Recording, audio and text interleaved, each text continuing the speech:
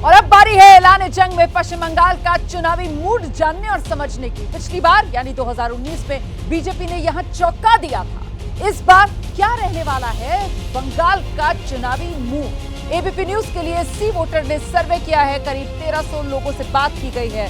सर्वे 31 मार्च तक किया गया है। तो आइए देखते हैं सी वोटर के ट्रैकर का वो पहला सवाल, जिससे आप अंदाजा लगा पाएंगे कि आखिरकार बंगाल का मूड है क्या। देखिए, ये वो पहला सवाल आपके सामने जिसमें पूछा गया केंद्र सरकार के कामकाज से आप कितना संतुष्ट हैं, और इसमें बहुत ज्यादा संतुष्ट 34% बता रहे हैं, कम संतुष्ट 37% कह रहे हैं, असंतुष्टों का आंकड़ा सिर्फ 26% ही है, पता नहीं कहने वाले 3%। तो ये तो केंद्र सरकार के कामकाज को लेकर बंगाल के लोगों की राय आपने देखी। अब इसी तरीके से राज्य सरकार के कामकाज से कितना संतुष्ट, जब ये सवाल पूछा गया तो यहां बहुत ज्यादा संतुष्ट जो हैं उनकी संख्या कम है, सिर्फ 25%, कम संतुष्ट वाले 35%, और यहां सबसे बड़ा आंकड़ा 37% है जो असंतुष्टों का है। मतलब राज्य सरकार के कामकाज से सबसे ज्यादा लोग असंतुष्ट 37% का वो आंकड़ा सामने निकल कर आ रहा है। इसी क्रम में कुछ और सवाल जो हमने पूछे हैं सी वोटर के इस ट्रैकर के जरिए आप, ताकि समझ सकें कि आखिरकार बंगाल का सियासी मूड, सियासी नब्ज है क्या, सीएम के कामकाज से कितना संतुष्ट। और इस मामले में देखिए आप, यहां पर भी जो असंतुष्ट है उसी का आंकड़ा सबसे ज्यादा है, 34%। बहुत ज्यादा संतुष्ट 32% हैं, कम संतुष्ट 33% हैं, लेकिन असंतुष्ट 34%।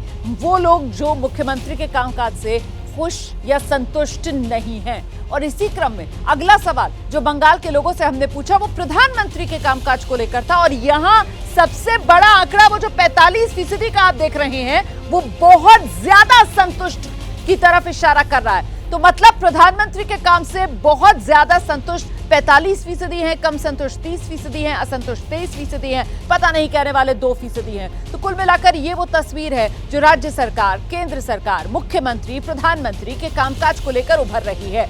और अब ऐसे 24 चुनाव से सीधा कनेक्शन वाला सवाल, प्रधानमंत्री की पसंद कौन? और यहां आप देख सकते हैं सबसे आगे प्रधानमंत्री नरेंद्र मोदी 62% लोगों की पसंद के तौर पर, दूसरे नंबर पर राहुल गांधी, लेकिन फासला बहुत ज्यादा है, 30% लोग ही राहुल गांधी को प्रधानमंत्री के तौर पर पसंद कर रहे हैं बंगाल में। दोनों नहीं कहने वाले 3% हैं, पता नहीं कहने वाले 5% हैं। तो कुल मिलाकर ये वो सवाल जिनके जवाब के जरिए आप समझ पाएंगे मूड क्या है। और अब ये नंबर, आंकड़ा आपके सामने है, किससे कितना वोट। अगर बंगाल में आज की तारीख में चुनाव होता है तो एनडीए के खाते में 41% वोट शेयर जाता हुआ, टीएमसी के खाते में 44% वोट शेयर जाता हुआ, सीपीएम 6% वोट शेयर और कांग्रेस 7% वोट शेयर के साथ। तो यहां पर वोट शेयर के मामले में बाजी मारती हुई टीएमसी जरूर नजर आ रही है, लेकिन 2019 की ही तरह बीजेपी बहुत पीछे नहीं है, एनडीए 41%। और अगर ट्रैकर की बात की जाए तो देखिए किस तरीके से मार्च और अप्रैल में ये एक फर्क मामूली सा जो देखने के लिए मिल रहा है। एनडीए का वोट शेयर तो जस का तस है, मार्च में भी 41%, अप्रैल में भी 41%, लेकिन टीएमसी का वोट शेयर मामूली बढ़ता हुआ यहां पर नजर आ रहा है। जो मार्च में 42% था वो अप्रैल में बढ़कर 44% पर पहुंच गया है। सीपीएम 5% से 6%, कांग्रेस वहीं 7%, अप्रैल में भी 7%, मार्च में भी। अन्य जो है वो जरूर यहां पर घट रहा है और उसी का फायदा टीएमसी और लेफ्ट को मिलता हुआ नजर आ रहा है। तो ये बड़ी तस्वीर जो उभर कर आई है सी वोटर के सर्वे के जरिए पश्चिम बंगाल में, एबीपी न्यूज सी वोटर का सर्वे, पश्चिम बंगाल में टीएमसी और बीजेपी में टक्कर कड़ी, यही तस्वीर उभर कर सामने आई। सर्वे में अभी टीएमसी को बढ़त जरूर दिख रही है, लेकिन मामूली सी ही बढ़त है, बीजेपी या एनडीए बहुत पीछे है नहीं। हम सीधे आपको लेकर चलते हैं, हमारे साथ दो खास मेहमान इस वक्त मौजूद हैं। तौसीफ खान हमारे साथ जुड़ रहे हैं, राजनीतिक विश्लेषक हैं, प्रियंका टिब्रवाल हैं, बीजेपी की प्रवक्ता हैं, वो हमारे साथ जुड़ गई हैं। बहुत स्वागत आप दोनों का। तौसीफ, पहले मैं आपके पास आऊंगी, ये तो वोट शेयर का अगर देखा जाए तो 2019 वाला ही पश्चिम बंगाल में वोट शेयर रिपीट होता हुआ नजर आ रहा है, सर्वे का आंकड़ा यही बता रहा है। मतलब बीजेपी पूरी टक्कर दे रही है यहाँ पर टीएमसी को 2019 की तरह। तौसीफ, रोमाना, जो भी आंकड़ा सर्वे का हो, चुनाव का आंकड़ा यह है कि 2019 के बाद में 2021 का स्टेट चुनाव हुआ, असेंबली चुनाव हुआ, और उसके बाद फिर पंचायत चुनाव हुआ 2022, 2023 में।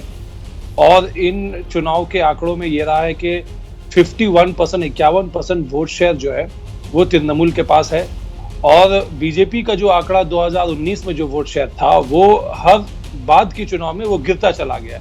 तो आंकड़े के नंबर से बीजेपी की वोट शेयर जो काफी गिरती चली गई है, बल्कि इसमें कुछ फायदा तो सीपीएम और कांग्रेस वालों को हुआ है चुनावी पंचायत के चुनाव में वोट शेयर का जहां तक लेकिन बात ये है। जिस तरीके से दूसरी चुनाव तरफ से देखिए, आए, अगर पहले संदेश खाली वाला मुद्दा गरमाया है, इससे टीएमसी को नुकसान तो नहीं होने वाला है? नहीं, इससे नुकसान नहीं होगा, क्योंकि ये एक खित्ते का मामला था और उसके खिलाफ कड़ी कार्रवाई की गई, स्टेट गवर्नमेंट के द्वारा उचित कदम उठाए गए और जो लोगों के वहां के लोगों जो उससे पीड़ित थे उनकी संतुष्टि उनसे है जो सरकार ने जो कदम उठाए। देखिए, बीजेपी ने आज तक 42 कॉन्स्टिट्यूएंसी में 42 कैंडिडेट नहीं उतार पाए आज तक, तो वो किस बिना पे कहती है। आप देखिए, मनरेगा का मामला हो, चाहे आवास योजना का मामला हो, ये सारा पेट प्रोजेक्ट है प्राइम मिनिस्टर का, ये सारे मामलों में वो फेल है। प्रियंका हमारे साथ मौजूद है। प्रियंका देखिए, एक तरफ तो तौसीफ खान का अपना दावा कि साहब आंकड़ा जो है वो बीजेपी का 41% भी नहीं रहेगा, वो कह रहे हैं और नीचे जाएगा। लेकिन मेरा सवाल, क्योंकि हम सर्वे लेकर आए हैं और इसी के आधार पर ही मैं आपसे सवाल पूछूंगी, 41% अगर वोट शेयर भी मिलता है तो कमोबेश यही 2019 में था और इस वोट शेयर के साथ 18 सीटें आपने जीती थी। अब की बार अगर 400 पार, तो फिर मतलब बंगाल में सीटें नहीं बढ़ रही। प्रियंका देखिए, बंगाल में सीटें जो है वो बिल्कुल बढ़ेंगी और अभी जो आपने संदेश खाली की बात कही, उस मुद्दे पर इन्होंने कहा सरकार ने बहुत कुछ किया है और लोग बड़े संतुष्ट हैं, जो कि सरासर झूठ है। कल की तारीख में ही आपने देखा कि हाईकोर्ट ने इनको फिर से झाड़ लगाते हुए कहा, बल्कि इनकी निंदा की और कहा कि ये डेटा छुपाते हैं, एनसीआरबी में डेटा भेजते हैं कि महिलाओं के खिलाफ क्राइम ही नहीं हुआ, और जहां पर मैंने जो एफिडेविट्स दी उससे साबित होता है क्या हो रहा है। तो पहले तो प्रियंका जी, वो मामला कानूनी तौर पर चल रहा है, लेकिन यहाँ पर तौसीफ कह रहे थे कि साहब वो एक एरिया स्पेसिफिक मामला है और उसमें कानून अपना काम कर रहा है, तो क्या वो जमीन पर उतरकर चुनावी मुद्दा बनेगा? आप ये कह रही हैं कि संदेश खाली चुनावी मुद्दा है? बिल्कुल, संदेश खाली ऑलरेडी मुद्दा है, हाँ, ऑलरेडी मुद्दा है। यहाँ की जमीनी स्तर पर, महिलाओं के स्तर पर ये मुद्दा है, क्योंकि महिलाएं जो है वो खुल कर कह रही है 500 रुपए की चाहिए, हमें अपना मान सम्मान और अधिकार चाहिए, और ये सब कुछ वोट के रूप में परिवर्तन में होकर के आपको नजर आएगा। देखिए, महिलाओं का वोट जो है पश्चिम बंगाल में बहुत ज्यादा मायने रखता है। अगर ये महत्वपूर्ण बात आपने कही है महिलाओं के वोट को लेकर, मुझे लगता है इसी पर तौसीफ खान के पास चलना चाहिए। तौसीफ खान साहब, आप कह रहे हैं कि संदेश खाली जो है वो एक एरिया स्पेसिफिक मुद्दा है, वहीं पर सिमट कर रह जाएगा, लेकिन वहीं संदेश खाली से आने वाली रेखा पात्रा, बीजेपी उनको उम्मीदवार बनाती है। प्रधानमंत्री नरेंद्र मोदी जो सबसे पहला फोन कॉल करते हैं शक्ति स्वरूपा, वो रेखा पात्रा को करते हैं। ये मामला तो न सिर्फ बंगाल बल्कि देश भर की महिलाओं को संदेश देने वाला है, और ऐसे में जिस बात का इशारा प्रियंका कर रही है तौसीफ, कि आधी आबादी बंगाल की जो महिलाएं हैं वही टीएमसी के खिलाफ होने वाली हैं। नहीं, देश भर में तो मैसेज जा ही रहा है कि मणिपुर में तो प्रधानमंत्री ने फोन कॉल नहीं किया, मणिपुर में पीड़िता को तो प्रधानमंत्री ने वहां के चुनावी उम्मीदवार नहीं बनाए। अब तक उन्होंने अपने इलेक्शन कैंपेन स्टार्ट कर दिया, लेकिन अब तक मणिपुर में जाकर के विजिट नहीं किया। तो ये देश भर के सामने ये मुद्दा है। मैं एक सवाल पूछता हूं कि अगर संदेश खाली के ऊपर में बीजेपी ने सारा दाव लगा दिया है कि संदेश खाली उनको जिता देगा, तो यही संदेश खाली को कितनी दफा उन्होंने, जब नॉर्थ बंगाल में वो कैंपेन कर रहे हैं इस मुद्दे को उठाया, तब जब आप साउथ बंगाल से नॉर्थ बंगाल बच जाते हैं तो आपका कैंपेन का इशू बदल जाता है, कैंपेन का लहजा बदल जाता है, सब कुछ बदल जाता है। ये खुद बीजेपी के नेताओं के लिए मैं कह रहा हूं। तो फिर ये उनको भी मालूम है कि जमीनी हकीकत यही है कि बहुत ही लोकल इश्यूज में बंगाल में चुनाव लड़े जाते हैं, और लोग यही वजह के भूमिपुत्र कैंडिडेट ये भी खोजते हैं। ये कभी बाहर से कैंडिडेट लेकर के आते हैं, आसनसोल के लिए उन्होंने डिक्लेयर किया था, वो भोजपुरी वो जो एक्टर थे उन्हें इन्होंने रिटर्न करवा दिया, वापस करवा दिया। तो देखिए, बायरो गोता वाला जो प्रियंका जी उनको सुन लीजिए, उसके बाद आपके पास से आऊंगी, आप ही को जवाब देना है, आप दो ही लोग हैं यहाँ पर, ठीक है? जल्दी से अपनी बात पूरी कर लीजिए तौसीफ। देखिए, बीजेपी के पास जिस सवाल का जवाब नहीं है वो ये है कि तृणमूल ने कैंडिडेट चलाया कि ये बाइरोगतो है, ये नेता दिल्ली से आते हैं और बंगाल में इलेक्शन के चुनाव के टाइम पे आते हैं और वापस चले जाते हैं, और ठीक इसी तरीके से इनका कैंडिडेट होते हैं, ना कोई इनका जमीनी पकड़ है, ना ये साल मिलते हैं, तो इनके पास में इन सारी बातों का जवाब नहीं है। क्या है काट? प्रियंका टब्बरवाल प्लीज आइए। वो कह रहे हैं कि साहब ये आसनसोल में अभी तक उम्मीदवार नहीं दे पाए। अच्छा, डायमंड हार्बर के लिए भी अभी तक बीजेपी उम्मीदवार नहीं ढूंढ पाई है ना प्रियंका? क्या बात करिए, डायमंड हार्बर के लिए भी उम्मीदवार उतरेगा, और ऐसा ही उम्मीदवार उतरेगा जो अभिषेक बनर्जी की आंख में आंख मिला के बात करेगा, क्योंकि एक तरफ चोर खड़ा होगा और एक तरफ सच्चाई, ये आप देख लीजिएगा। देखिए दूसरी बात मैं कहती हूँ कि हारियों की बात कर रहे थे, अरे अपने गिरेबान में जाके यूसुफ पठान कहाँ से आए? बंगाल में पैदा हुए हैं। कीर्ति आजाद कहाँ से आए?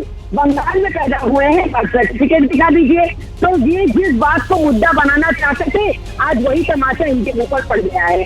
तो पहले तो ये इस बात का जवाब दे दे कि बीजेपी किस तरह से अपना प्रचार कहाँ करेगी, किस चीज को मुद्दा बनाएगी, ये कितने डरे हुए हैं, इनके लिए ये मायने रखता है। पहले तो आप ये सोचिए कि मणिपुर की बात करके क्या आप अपनी सीटें बचा पाएंगे? देखिए ये कहते हैं प्रधानमंत्री क्यों नहीं उनसे बात करते, क्यों नहीं उनके पास गए? मुख्यमंत्री पूरे बंगाल में घूम सकती हैं, लेकिन एक बार भी संदेश खाली जाने का साहस नहीं दिखाया।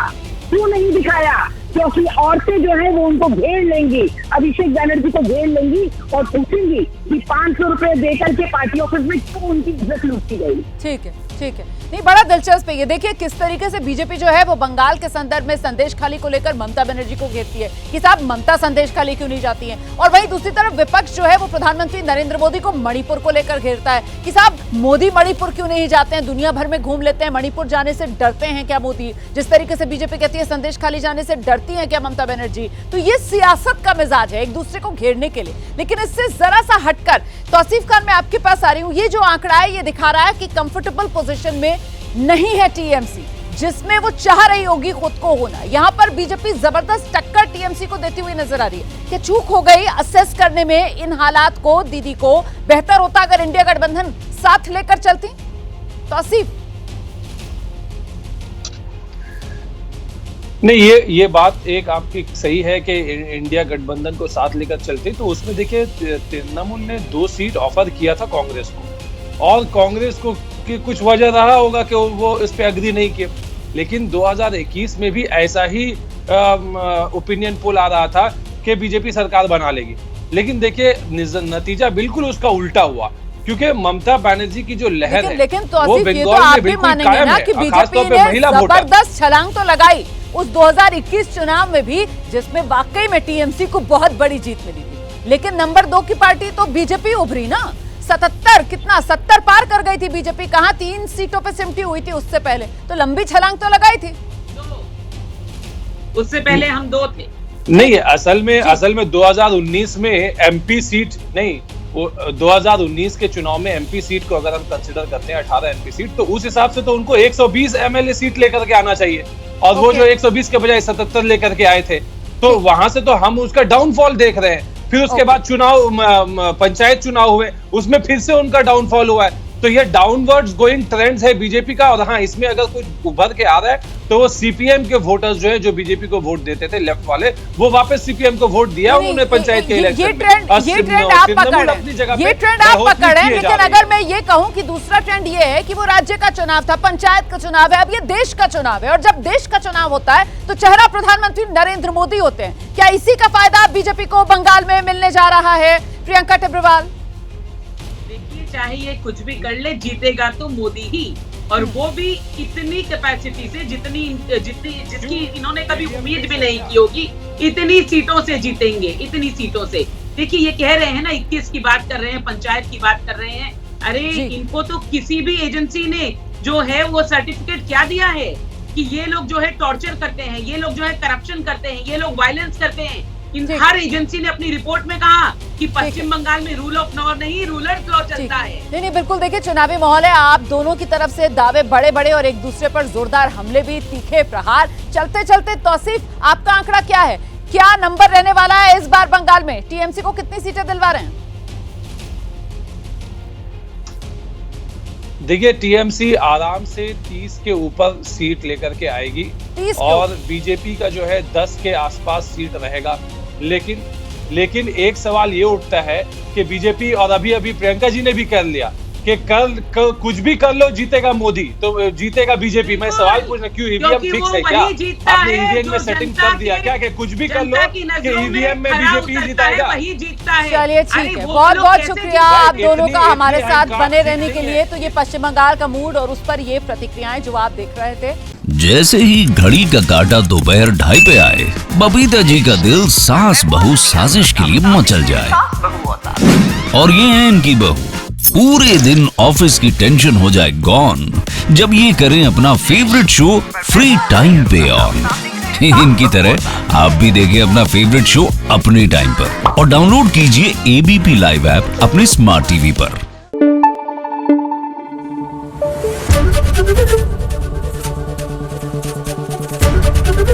एबीपी न्यूज आपको रखे आगे।